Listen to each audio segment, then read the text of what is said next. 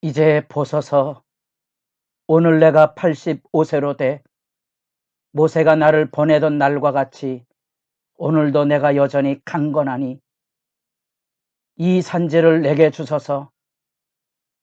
당신도 그날에 들으셨거니와 그곳에는 아낙 사람이 있고 그 성읍들은 크고 견고할지라도 여호와께서 나와 함께 하시면 내가 여호와께서 말씀하신 대로 그들을 쫓아내리이다.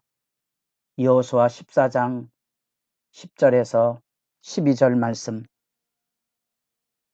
새벽 이슬 같은 생명의 이슬을 맺고 살아가는 거룩한 기도자 여러분, 새벽을 깨우는 그 기도의 자리가 갈렙의 웅장한 기도의 메아리처럼 하나님의 승리를 품고 주님 앞에 기도하는 영광의 시간이 풍성히 열려질 수 있기를 바랍니다. 오늘 우리가 살펴본 말씀은 사사기 1장 11절에서 21절까지의 말씀입니다.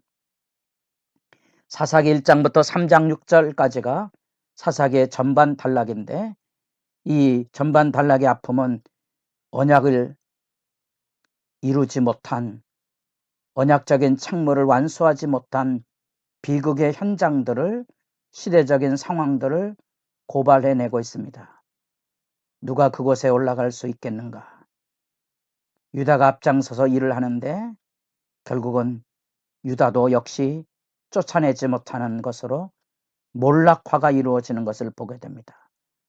거룩한 전쟁, 하나님의 승리를 내다보는, 약속을 의지하는 언약의 전쟁에 참여하면 하나님이 승리를 주시는데, 안타깝지만 그 전쟁을 외면하고 안주하기 시작하고 가나안 족속들과 더불어 살아가는 법을 배우기 시작하면 결국은 그들 가운데 거했던 이 가나안 족속들에게 오히려 쫓겨나는, 그래서 이 이방 족속들이 이스라엘 백성들 속에 기생하며 살다가 오히려 이스라엘 백성들을 축출해내는 이 비극적인 언약 실패의 몰락화의 현장을 우리가 1장에서 보게 되고요. 2장에서 그 슬픈 복임, 하나님께 울부짖음의 이야기가 나오게 됩니다. 자, 우리는 어제 이어서 유다지파가 선봉에 서서 언약을 이행하는 거룩한 전쟁에 승리하는 아름다운 역사를 우리가 지켜보았습니다. 이제 우리가 읽어갈 11절 말씀부터 이 언약 이행이 완수되지 못하는 그런 장면들을 이제 만나보게 될 것인데, 놀랍지만 거기에 등장하는 그런 사람들은 온니엘 겐 족속이 이렇게 나옵니다. 이 온니엘 겐 족속은, 이 온니엘은 갈렙과 관계되는데 갈렙도 그니스 족속으로 알려져 있고요. 에돔 일파가 되고요. 애굽으로 내려가서 하나님의 백성들이 나올 때 갈렙은 유다 지파에 속해서 이방인이지만 유다 지파 사람으로 세웠던 것으로 추정을 해봅니다. 그 안에 갈렙, 온니엘, 겐 족속의 이야기는 우리가 모세의 장인인 이드로가 이 가운데 겐 족속으로 서 있었고, 이 겐 족속의 후예 가운데 4장에 보면 야엘이란 사람이 등장하게 됩니다. 놀랍지만 이 하나님의 구원 역사 앞에 애굽에서 나올 때 중단 잡족이 함께 나왔는데 그 많은 불신앙의 이방 백성들이 불평과 원망의 근원지가 되었지만, 그 안에도 믿음을 정금같이 가졌던 사람들은, 이 이방인 배경을 가진 사람들이 일어나서 이 언약의 역사에 앞장서서 정복하고 있는 모습을 보여주고 있습니다. 아마도 하나님의 백성의 본분이 무엇인지 뜨끔뜨끔하게 일깨우는 신앙의 경종을 우리가 이 말씀 앞에서 만나보게 되고요.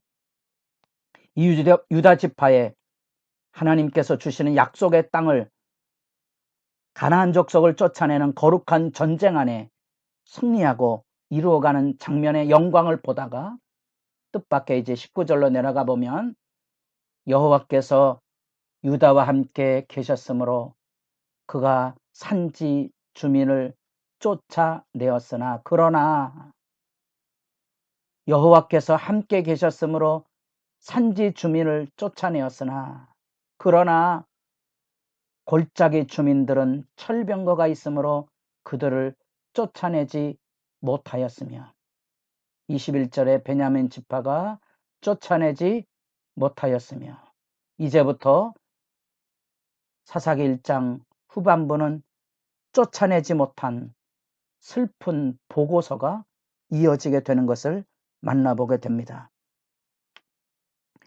언약이 이행되지 못하는 모습이고 결국 거룩한 전쟁, 믿음의 선한 싸움에 참여하지 못하게 되면 영적으로 몰락할 뿐 아니라 하나님의 은총을 누리지 못하므로 약속의 땅 안에서 그들도 몰락해가는 이방 족속을 정복하고 승리해야 되는데 쫓아내야 되는데 결국 세상에 져서 무릎 꿇는 모습처럼 이방 세력 앞에 오염이 돼서 오히려 그들에게 쫓겨다니고 그들로부터 오히려 추방을 당하는 몰락하의 길을 걷게 되는 슬픈 실패의 역사를 우리가 만나보게 되고 그 가운데 정금처럼 20절 말씀에 갈렙 이야기가 나옵니다. 그들이 모세가 명령한 대로 헤브론을 갈렙에게 주었더니 그가 거기서 안악의 세 아들을 쫓아내었다. 헤브론은 전쟁에 유다지파의 언약이 영에 성전벌을 알렸던 갈렙의 역사, 온니엘을 통하여 시작됐던 그 승리의 영광, 마치 그가 드빌 기라세벨을 쳐서 정복하는 자에게 자기 딸을 주겠다고 했을 때 그 악사가 출가하며 갈렙에게 내게 복을 주소서, 아버지께서 나를 남방으로 보내시니 샘물도 내게 주소서, 이런 믿음의 용기를 그 딸이 보여주는데 마치 갈렙이 여호수아에게 헤브론 산지를 내게 주소서 믿음의 용기와 승리의 비전을 가졌던 이 신앙의 전통이 안타깝지만 19절부터 여호와가 함께 계셨으므로 산지 주민을 쫓아내었으나 이제 여호와가 아닌 철병거가 있다는 사실 때문에 여호와를 바라보기보다 철병거를 바라보며 쫓아내지 못하여서 산지 주민은 쫓아냈지만 골짜기 평지로 내려가면 철병거가 있어서 전쟁에 승리할 수 없다는 생각 때문에 하나님의 언약을 이행하지 못하므로 몰락하의 길을 걸어가고 이제 드러나는 나머지 지파들이 마치 도미노 현상처럼 지속되게 베냐민 자손으로부터 실패의 역사들이 나타나게 됩니다. 베냐민 자손은 예루살렘에 거주하는 여부스 족속을 쫓아내지 못하였으므로 결국은 언약이 실패되고 있는 안타까운 모습을 보게 됩니다.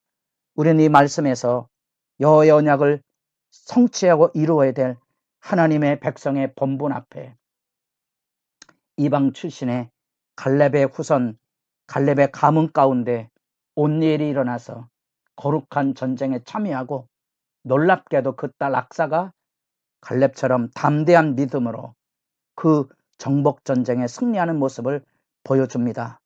그럼에도 불구하고 이제 유다 지파가 19절부터 몰락으로 무너져 가는데 여호와를 바라보기보다 철병거를 바라보며 그만 여호와의 이름을 의지하기보다 세상의 무기 앞에 무릎 꿇는 안타까움, 그 언약의 태만한 모습들을 역사적인 현장 안에서 만나보게 되고요. 이후의 역사는 신앙의 역사는 결국은 이 두 방향입니다.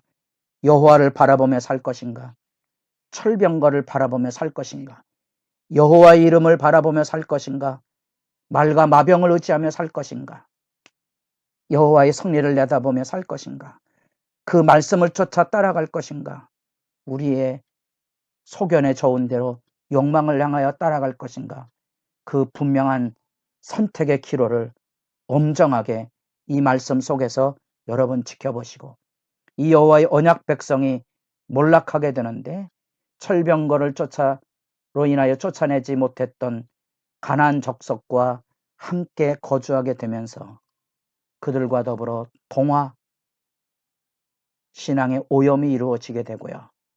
신앙의 오염이 이루어짐과 더불어 그들 속에 무릎 꿇음으로 결국은 그 땅에 자리를 잡지 못하고 쫓겨나가는 비극의 역사를 우리가 만나보게 될 것입니다.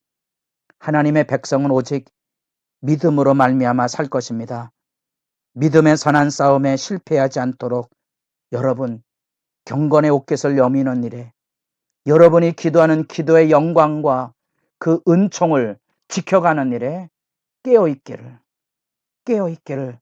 기도하시고 여러분이 진리의 등불을 들고 서서 세상의 오염으로부터 하나님의 교회를 지키는 믿음의 파수꾼으로서의 사명